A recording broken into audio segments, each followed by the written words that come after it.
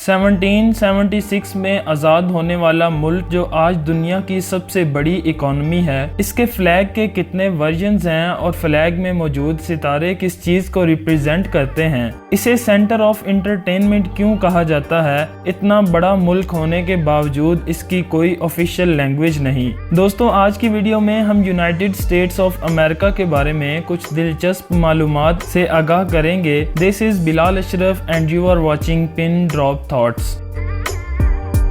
दुनिया के सबसे बड़े रिवर सिस्टम्स में से एक अमेरिका में मौजूद है। मिसौरी रिवर नॉर्थ अमेरिका का सबसे बड़ा दरिया है जिसकी लंबाई 3767 किलोमीटर है, जिसके बाद ये मिसिसिपी में जा गिरता है। यूं मिसिसिपी और मिसौरी रिवर्स मिलकर दुनिया का चौथे नंबर पर सबसे लंबा रिवर सिस्टम बनाते हैं।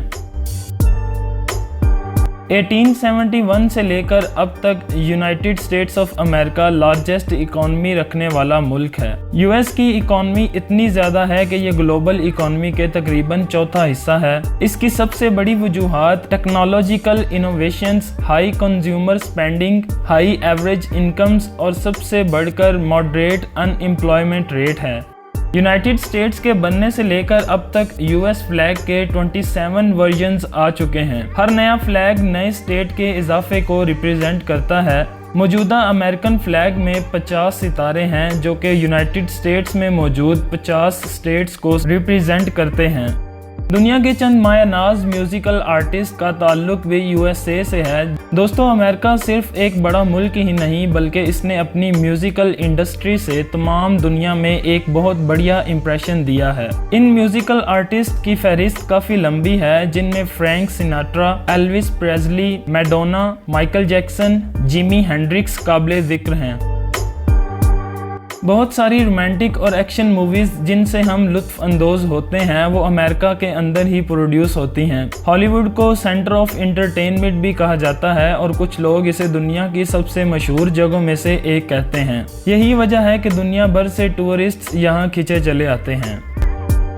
दोस्तों, वाशिंगटन डीसी जो कि अमेरिका के कैपिटल की वजह से जाना जाता है, वाशिंगटन डीसी हमेशा से अमेरिका का कैपिटल नहीं था। 1785 से लेकर 1790 तक अमेरिका का कैपिटल न्यूयॉर्क सिटी था। इस वक्त न्यूयॉर्क सिटी की पॉपुलेशन तकरीबन 8 मिलियन है और ये अमेरिका का सबसे ज़्यादा पॉपुलेशन वाला शहर है।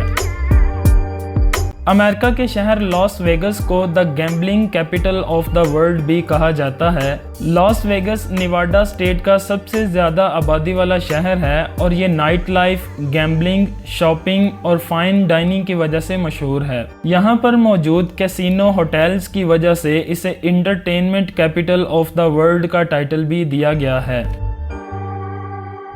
अमेरिका की एक स्टेट ओरेगन के एक शहर का नाम बोरिंग है। बोरिंग शहर की आबादी इस वक्त 7000 है। इस शहर को ये नाम देने की वजह थी उसके फाउंडर का नाम विल्हेम बोरिंग, जिसने 1870 के अंदर यहाँ की ज़मीन पर काश्तकारी की और इस शहर को आबाद किया। दोस्तों, ये सुनने में काफ़ी हैरान कुन है कि इतने बड़े मुल्क की कोई ऑफिशियल लैंग्वेज ही नहीं। अलबत्ता वहाँ पर ज़्यादातर बोली जाने वाली ज़ुबान इंग्लिश है, मगर कोई भी ऐसा लॉ नहीं जो इसे अमेरिका की ऑफिशियल लैंग्वेज करार देता हो। अलबत्ता कुछ स्टेट्स ऐसी हैं जो कि ऑफिशियली बाइलिंगुअल हैं, जैसा कि न्यू मैक्सिको में इंग्लिश और स्पेनिश ऑफिशियल लैंग्वेजेस हैं और इसी तरह हवाई में इंग्लिश और हवाइयन ऑफिशियल लैंग्वेजेस हैं।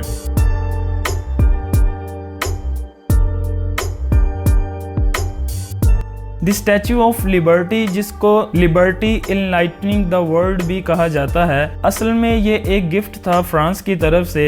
ये 100 साला फ्रेंको अमेरिकन फ्रेंडशिप के जश्न में फ्रांस की तरफ से अमेरिका को दिया गया था। इसको डिज़ाइन करने वाले फ्रेंच इंजीनियर गैस्टव आइफल थे, जिन्होंने पेरिस में मौजूद आइफल टावर को भी डिज़ाइन किया था।